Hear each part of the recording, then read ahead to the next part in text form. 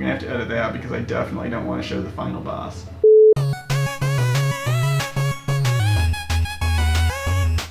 It's Friday, March 11th. I'm recording this before GDC.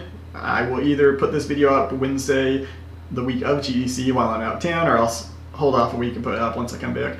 But I've finished working on bosses. I wrapped that up earlier this week. I moved on to tile sets. I'll show a little bit of that later in this video. But yeah, things are super crunchy right now, but I'm getting a lot of stuff done. A whole bunch of like random bug fixes that I haven't really kept track of those enough to talk about them in this video. But yeah, the bosses have turned out well. I have reused a little bit of content there, which was always part of my plan, and has sort of helped out with as crunchy as my schedule is right now. I'm doing the sort of thing where you fight a mini boss, but then later they become just a standard enemy that you see throughout the game. I'm also doing the thing where you fight a main boss and then you see them again as a mini boss later. And in those situations, I'm still trying to look for ways that I can make the encounters fresh and interesting in some way. So for instance, maybe when you see an enemy again a second time, maybe now they have a projectile attack where previously they only had melee attacks. Or take an enemy that you fought previously, but this time you fight them over a bed of lava, so you have to be careful of your footing and those sorts of things, trying to keep it fresh and exciting. Let's see, what else have I been doing? Yeah, the soundtrack was the other thing. I finished the soundtrack for Gunmetal Arcadia 0 earlier this week. It after making a few cuts, it ended up being 29 tracks and 43 minutes long. So it's actually like a sizable full-length album, which is pretty awesome. Definitely bigger in scope than what I did for Super Win the Game, so that's exciting. I actually ended up cutting a few tracks that I really liked, but just they weren't sort of fitting the sound of this game. As I began writing more and more volume of music, I started to get a sense of like, what is the sound of Gunmetal Arcadia, and some of the earlier pieces I had written just didn't fit with that. They sounded too much like holdovers from Super Win the Game. So I ended up cutting those, and maybe I can find a way to bring them back in some capacity later, either for like an extended version of the album, or bring them back in the roguelike game somewhere.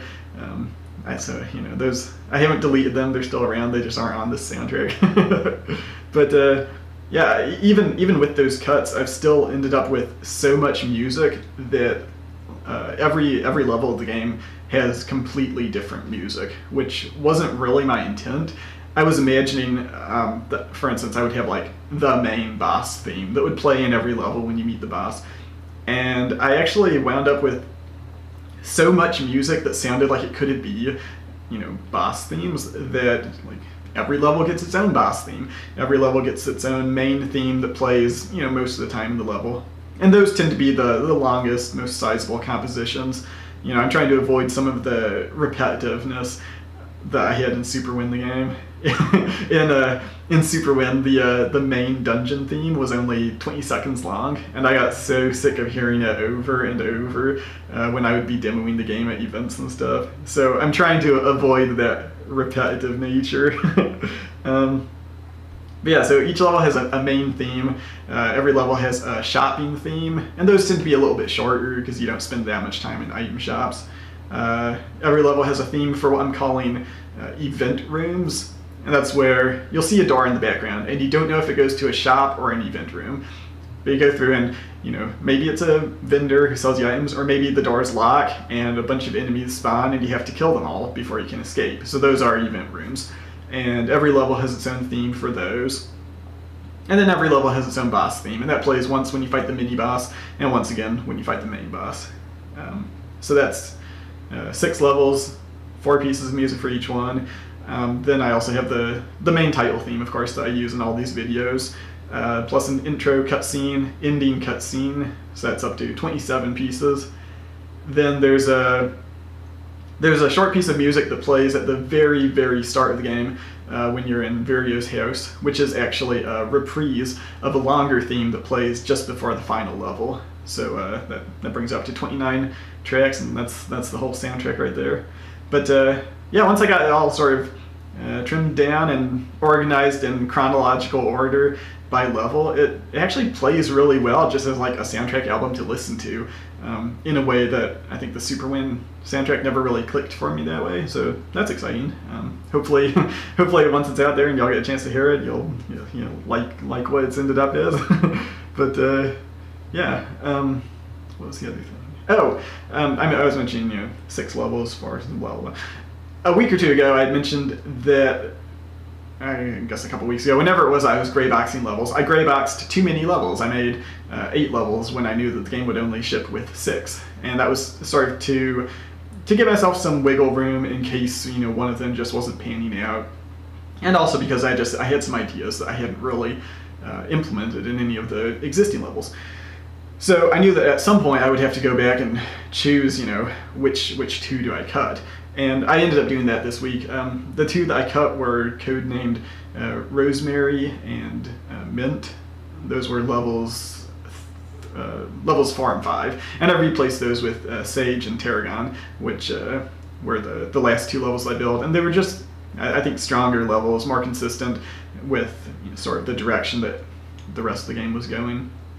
So yeah, I have my my list of levels locked down now, and ended up bringing over the bosses I had already built for the other levels into the new ones. So that's all working. Now I just need to finish the tile sets for every level and go through those again and populate them with enemies and all that stuff. And it's going to be a lot of work to get done, and like probably by the time you see this video, it'll be like 6 weeks of real development time remaining, so it's going to be super crunchy. But yeah, I guess looking beyond that, I have a couple days scheduled to implement like weapons and items. I've only had 2 sub weapons in the game so far, which is the knife and the axe, both obviously stolen from Castlevania, but I think I have like 5 others planned, so I don't necessarily know if I'm going to ship with all of those. It sort of depends on if I run into any problems implementing some of them. But yeah, just different sorts of like interesting directional attacks. I'll probably have like a 3-way spread shot sort of thing, and I don't know, maybe something that does more of a vertical attack, because right now, sometimes if there are enemies like hanging from the ceiling or something like that, it feels like it's hard to reach them. So I might see if I can find a sub weapon that sort of fills that role. But yeah, it's coming together real well. I guess I've been trying to get a jump start on some of the tasks that are more of an unknown in terms of scheduling. Things like enemy design and tile sets, I had sort of already taken a stab at those with vertical slice, so I had a good sense of how long those would take me, and I've been mostly keeping up with those. The things that I'm less certain about are things like, soundtrack and key art, cover art.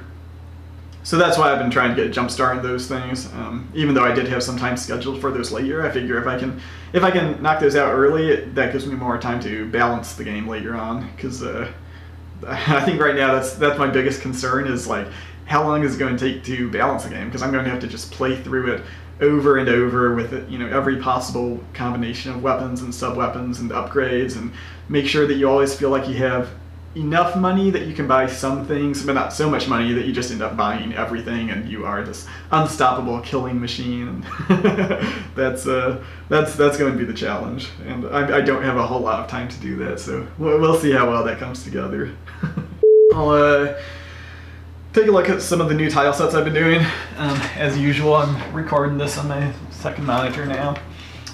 So this is the 3rd level in the game. This is after you've left the city and you're out in the wilds, and so it's sort of like more of a natural wilderness environment, but you do see some signs of civilization. These wooden beams. There's definitely people living out here, and you will encounter some wild elves, and some of them will be friendly, some of them may attack you if you attack them first, that sort of thing.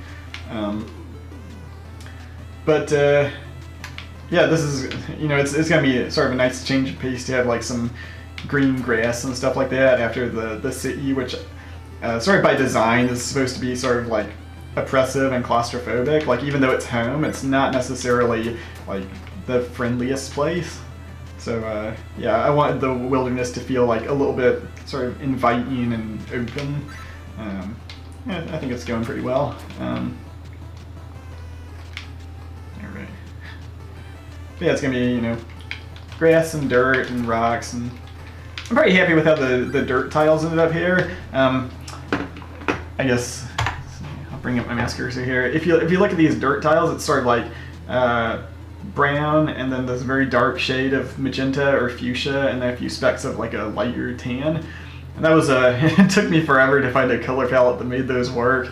Like the NES just doesn't really do browns very well. They have that one shade of dark brown, but then everything else just ended up looking, I don't know, just bland and blah. And when I added this dark fuchsia, it sort of came together as like, it's maybe not a real world depiction of earth and dirt, but it sort of clicks in a video gamey way, so I'm happy with how that's turned out. And of course I got the animated water down there too, which I haven't decided yet if that's going to be like a foreground element. Should that appear over the player, or should there be like a second layer of water that appears over the player? So I'm still working out some of that stuff, but yeah, it's coming together pretty well. The other tile set that I've been working on here, and maybe this one's a bit of a spoiler, if you don't want to see what the last level in the game looks like, you know, pause this video now. But I've been working on a tile set for Cilantro, which is the last level in the game, and it's sort of this alien hive, all very sort of like organic and gross and gooey, and yeah, this is what it looks like. Yeah, I guess I'll just jump in here. So actually, I think this is the only level where I'm using slippery surfaces. I brought that feature over from Super Wind, where there was like icy platforms that you would slip on. It actually made it much better, so like every surface can define its own amount of friction, but I haven't really used it that much until right here. So there's these like, you know, pink slime puddles, and so you slip as you walk on those.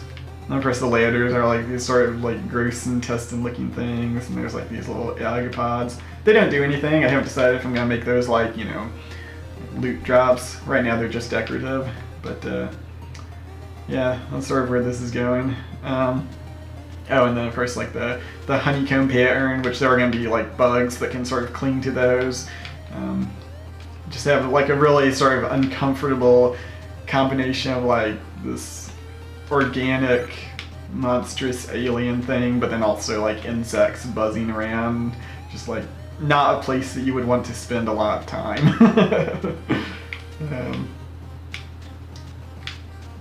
And then of course I'm, you know, again leaning on some content reuse throughout this level as well. Where these tiles here, you know, I want this to look like maybe it's grown up around some existing structure. So the tiles here are the same tiles I've been using for like the catacomb levels from, you know, early in development. Just, you know, recolored so they match the rest of the look of the game, or match the rest of the look of this level. But yeah, I feel like that's sort of coming together pretty well. I still need to make those guys less spammable.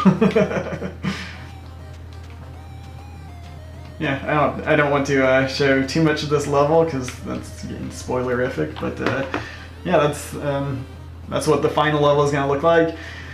I guess once I get back from GDC, I'm going to be doing tile sets for another 3 levels, which is going to be the forest. And I've already, you know, shown some of that work in progress.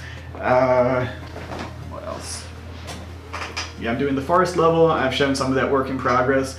I'm going to be doing a level that's sort of like more cliff faces and maybe some like ruined, yeah, just like ruined structures out in the wilderness. And then what's the last one gonna be? Oh, the catacombs again. Like the catacombs were the very first tile set that I drew, you know, early last year, I think. And it was sort of like a riff on Xanadu, and sort of really informed the direction of this game and informed how I would build levels. But you know, it's not complete, so I need to go back to that and add some more decorative elements, add some things to you know, make that a real full-fledged tile set. But yeah, it's getting close to being done with all of the art assets for this game, so that will be nice. I think by the end of, well, by the end of the week after GDC, whichever week that ends up being, relative to when this video goes up. But at that point, I should be done with all the art for this game. So yeah, that would be nice. As always, if you're enjoying this series, please like and subscribe. The series is supported through Patreon. You can find those links below. And big thank you to everyone who's already supporting me on there. Thanks for watching, and I'll see you next time.